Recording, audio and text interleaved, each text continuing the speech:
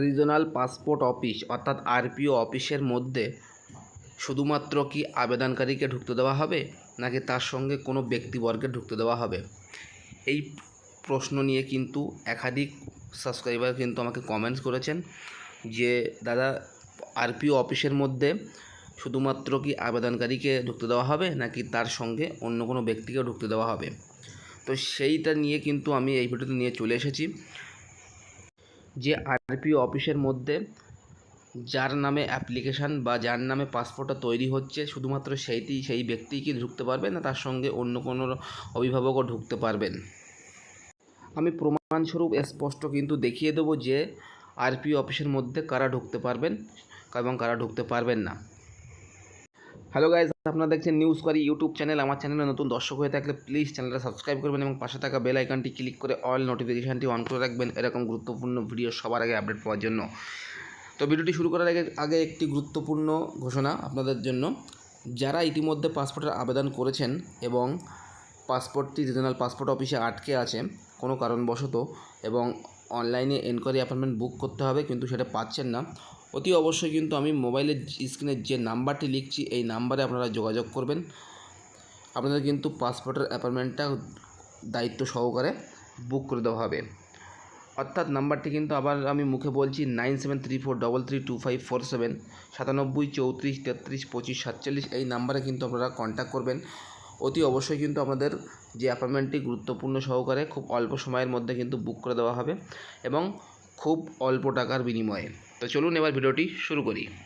সবার প্রথমে বলি, আপনার ফাইলে যদি কোনো অবজেকশান বা আপনি তৎকালে পাসপোর্ট করেছেন কিন্তু পাসপোর্টটি বর্তমানে আপনার পুলিশ ভেরিফিকেশান ক্লিয়ার নেই, যার কারণে আপনার রিজনাল পাসপোর্ট অফিসে যেতে হবে। তো রিজনাল পাসপোর্ট অফিসে যাওয়ার যে পদ্ধতি তার মধ্যে প্রথম যে স্টেপ সেটি হচ্ছে আপনার ফাইলের নামে অর্থাৎ আপনার নিজের নামে একটি অনলাইন এনকোয়ারি অ্যাপয়েন্টমেন্ট বুক করতে হবে। আপনি যখন তখন মনে করলে রিজনাল পাসপোর্ট অফিসে ঢুকতে পারবেন না। আপনার জন্য একটি সিট নির্দিষ্টভাবে বরাদ্দ করতে হবে রিজনাল পাসপোর্ট অফিসের এবং সেই সিটেই কিন্তু আপনার রিজনাল পাসপোর্ট অফিসে ভিজিট করতে হবে এবং সেই রিজনাল পাসপোর্ট অফিসের যে অ্যাপয়েন্টমেন্টের কিন্তু আপনার ব্যাচ নাম্বার, আপনার সিকোয়েন্স নাম্বার, আপনার অ্যাপয়েন্টমেন্ট আইডি, আপনার অ্যাপয়েন্টমেন্ট ডেট এবং রিপোর্টিং টাইম সমস্ত কিছু কিন্তু দেওয়া থাকবে। বর্তমানে পাসপোর্টের যে অ্যাপয়েন্টমেন্ট সেই অ্যাপয়েন্টমেন্টের আপনার পরিস্থিতি কম বেশি জেনে আছেন যে সপ্তাহে 3 দিন করে অ্যাপয়েন্টমেন্ট ছাড়ছে কলকাতা আরপিওর এবং 200 করে কিন্তু অ্যাপয়েন্টমেন্ট ছাড়া হচ্ছে এবং অ্যাপয়েন্টমেন্টের টাইম হচ্ছে 3:30 কিন্তু এই 3:30 যখন আপনাদের বুক করতে যাচ্ছেন তখন অলরেডি 200 অ্যাপয়েন্টমেন্ট বুক দেখাচ্ছে এবং ট্রাই অ্যাগেন দেখাচ্ছে। তার কারণ হচ্ছে এখন প্রচণ্ড পরিমাণে অনলাইন এনকোয়ারি অ্যাপয়েন্টমেন্টের প্রবলেম বা ক্রাইসিস চলছে, যার কারণে আপনি ওই 200 সিটের মধ্যে আপনার নিজের নামের যে সিটটি বরাদ্দ করতে পারছেন না। যারা অর্থাৎ যে সকল ব্যক্তিরা অ্যাপয়েন্টমেন্ট বুক করে ফেলেছেন এবং তাদের কিন্তু এরকম একটি পিডিএফ আপনার ডাউনলোড হবে বা আপনার কিন্তু ডাউনলোড করে নিতে হবে এবং প্রিন্ট আউট বের করে নিতে হবে, যেখানে ডান সাইডে কিন্তু লেখা থাকবে অ্যাপ্লিকেশান বা অ্যাপ্লিক্যান্টের ডিটেলস, ফুল ডিটেলস কিন্তু এখানে লেখা থাকবে। অর্থাৎ আপনারা কিন্তু দেখে নেবেন যে আপনাদের নিজের নামেই কিন্তু আপনারা যে অ্যাপয়েন্টমেন্টটা বুক করেছেন কিনা। তার কারণ একটি আইডি বা একটি পাসপোর্টের আইডির মধ্যে কিন্তু 1 থেকে 5টি আইডি কিন্তু থাকে, তার মধ্যে যে আইডিটি আপনার সেটির নামেই কিন্তু আপনার পাসপোর্টের অ্যাপয়েন্টমেন্টটা বুক করতে হবে। এবার এই সাইটে আসি।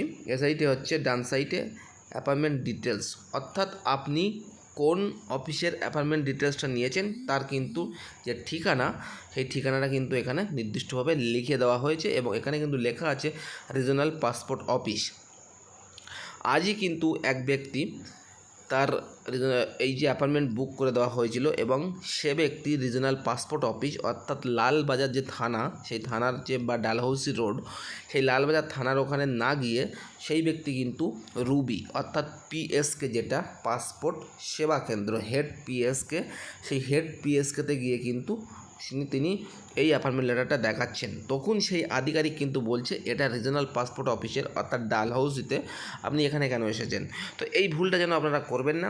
আপনারা কিন্তু যখন কোনো অ্যাপ্লিকেশান রিজনাল পাসপোর্ট অফিস বা আরপিও অফিসে আটকে যায়, তখন কিন্তু সেটা হেড অফিসে আটকে যায়, সেটা কিন্তু পিএসকে অর্থাৎ রুবিতে আটকে যায় না। অর্থাৎ পিএসকে বা রুবি আপনার রিজনাল পাসপোর্ট অফিসের যে ঠিকানা সেটি কিন্তু আপনাদের এই জায়গায় লেখা আছে, আপনারা কিন্তু এই ঠিকানা ফলো করবেন অতি অবশ্যই। আমি কিন্তু অন্য কালারের দিয়ে দেখিয়ে দিচ্ছি। এই যে ঠিকানাটা দেখতে পাচ্ছেন, এই ঠিকানায় কিন্তু আপনার যেতে হবে, অন্য কোনো অফিসে কিন্তু আপনারা যাবেন না। তারপরে আপনার কিন্তু যেটা মাথায় রাখতে হবে যে আপনার রিপোর্টিং কোন ডেটে আপনার যেতে হবে। তো এখানে কিন্তু ডেটটা দেওয়া আছে, এখানে দেখতে পাচ্ছেন 11/9/2024 ডেটে এই ব্যক্তি যেতে হবে এবং তার রিপোর্টিং টাইম অর্থাৎ পাসপোর্ট অফিসের ঢোকার যে সময় সেটি কিন্তু এখানে বলে দেওয়া হয়েছে 10:15, সকাল 10:15-র মধ্যে ঢুকতে হবে এবং তার কাজ শুরু করবে কিন্তু 10:30-এ।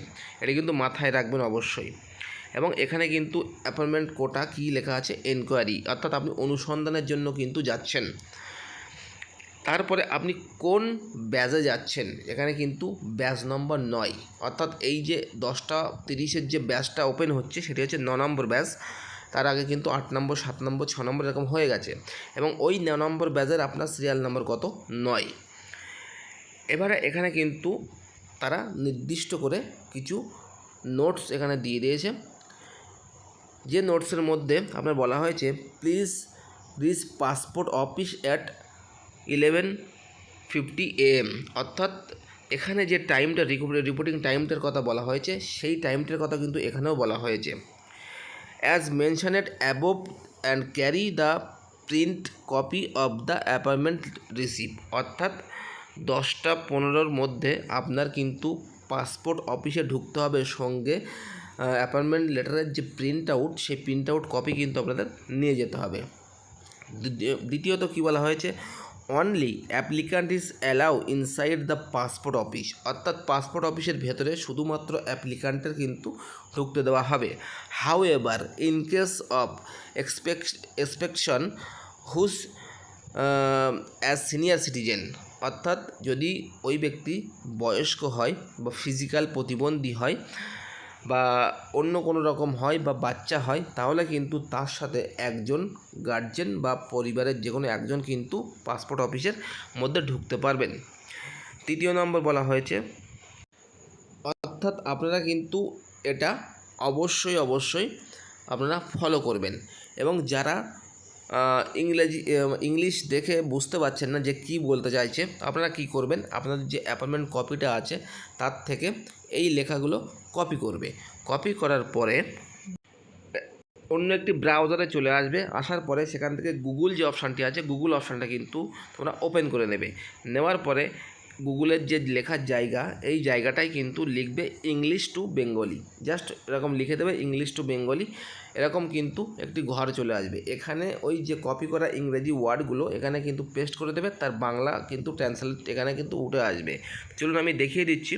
দেখুন আমি কিন্তু এখানে সেটাই করেছি, যেটা আমি আপনাদের বললাম সেটাই কিন্তু আমি করেছি এবং এখানে লেখা আছে উপরে উল্লেখিত হিসাবে অনুগ্রহ করে 12:45, অর্থাৎ যে ব্যক্তির আমি লেখাটা কপি করেছি সেই ব্যক্তির যে টাইমটা দেওয়া হয়েছে সেই টাইমটা কিন্তু উল্লেখ করা হবে। আপনার যে টাইমটা থাকবে সেই টাইমটা কিন্তু এখানে উল্লেখ করা থাকবে। পাসপোর্ট অফিসের পৌঁছান এবং এই অ্যাপয়েন্টমেন্ট রসিদের প্রিন্ট করা কপি সঙ্গে রাখুন। পাসপোর্ট অফিসের ভেতরে শুধুমাত্র আবেদনকারীকে অনুমোদন দেওয়া হয়, যাই হোক ব্যতিক্রমের ক্ষেত্রে যেমন সিনিয়র সিটিজেন, শারীরিক প্রতিবন্ধী, নিরক্ষর, অবসরপ্রাপ্ত আবেদনকারীদের পরিবারের একজন ব্যক্তিকে পাসপোর্ট অফিসের অভ্যন্তরে সাথে যাওয়ার অনুমোদন দেওয়া হতে পারে। পাসপোর্ট অফিসের ভেতরে ক্ষয়কারী পদার্থ, বিস্ফোরক, অস্ত্র এবং অন্য ধারালো বস্তু প্রবেশ করানো যাবে না। পাসপোর্ট অফিসের প্রবেশের আগে অনুগ্রহ করে নিরাপত্তা কর্মীদের সাথে সহযোগিতা করুন। আপনার নিরাপত্তা আমাদের প্রাথমিক উদ্বেগ। পাসপোর্ট অফিসের ভিতরে আপনার জিনিসপত্রের যত্ন নিন। পাসপোর্ট অফিসে থাকাকালীন আপনার মোবাইল সাইলেন্ট মোডে রাখুন। এছাড়াও ভিতরের ভিডিও ফটোগ্রাফি অনুমোদন নয়। আপনাকে আরও ভালো পরিষেবা করতে আমাদের সাহায্য করুন। অর্থাৎ এখানে যেগুলো আপনার বলা হয়েছে সেগুলোর কি মানে আমি কিন্তু স্পষ্ট আপনাদের সামনে দেখিয়ে দিলাম। অর্থাৎ এইগুলো কিন্তু আপনারা অবশ্যই ফলো করবে। আপনারা কিন্তু একাধিক প্রশ্ন করেন যে দাদা আমার বাবা বৃদ্ধ, আমার মা বৃদ্ধা, আমি তারা সঠিকভাবে শারীরিক সক্ষম নেই এখন, আমি কি নিয়ে যেতে পারবো? তো এখানে এটা দেখে কিন্তু আপনারা বুঝতে পারছেন যে হ্যাঁ, অবশ্যই নিয়ে যেতে পারবেন, তবে নির্দিষ্ট তার যে প্রমাণ বা এভিডেন্স কিন্তু আপনাদের দিতে হবে। যদি কোনো ব্যক্তি অসুস্থ হয়ে থাকে তাহলে তার ডাক্তারি রিপোর্ট, যদি ওই ব্যক্তি অক্ষম হয়ে থাকে বা সিনিয়র সিটিজেন হয়ে থাকে তাহলে কিন্তু তার যে সিনিয়র সিটিজেনের যে বয়সসীমা সেটি কিন্তু উল্লেখ করাতে হবে। এরকম কিন্তু নির্দিষ্টভাবে আপনাদের উল্লেখ করা হবে। যদি মাইনর বা বাচ্চা হয়ে থাকে তাহলে কিন্তু তার যে সে 18 প্লাসের নিচে আছে তাহলে কিন্তু তার সেটা প্রমাণ করাতে হবে, তবেই কিন্তু আপনি ঢুকতে পারবেন। তাছাড়াও তার নিচে কিন্তু একটি অপশন আছে, the following documents need to be finish at PSK/PO of verification. তো এখানে কিন্তু দুটি কোড দেওয়া আছে। তো এই কোডের কি মানে পার্টিকুলার কিন্তু একটি ভিডিও আমি আমার ইউটিউব চ্যানেলে আপলোড করেছি, আপনারা কিন্তু সেটা দেখে নেবেন যে কোন কোডের কি মানে। এখানে যেরকম 8155 মানে আধার কার্ড, 8012 মানে স্কুল লিভিং সার্টিফিকেট। তো এই দুটো তো আপনারা নেবেন অবশ্যই, তার সঙ্গে কিন্তু সকল ডকুমেন্টসও নিয়ে যাবেন, কারণ যে ডকুমেন্টসটা তাদের প্রয়োজন বা যে ডকুমেন্টসটা তারা মনে করবে এই ডকুমেন্টসটা আমরা দেখতে ইচ্ছুক, আপনারা কিন্তু আপনাদের কাছে চাইবে, আপনারা সেটা দেখিয়ে দেবেন।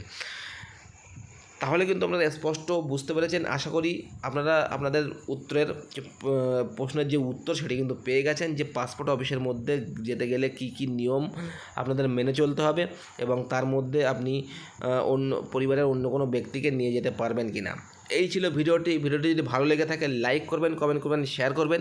আর আমার চ্যানেল নতুন দর্শক হয়ে থাকলে প্লিজ দয়া করে চ্যানেলটা সাবস্ক্রাইব করে আমাকে সাপোর্ট করে দেখা হবে পরের ভিডিওতে। ভালো থাকবেন।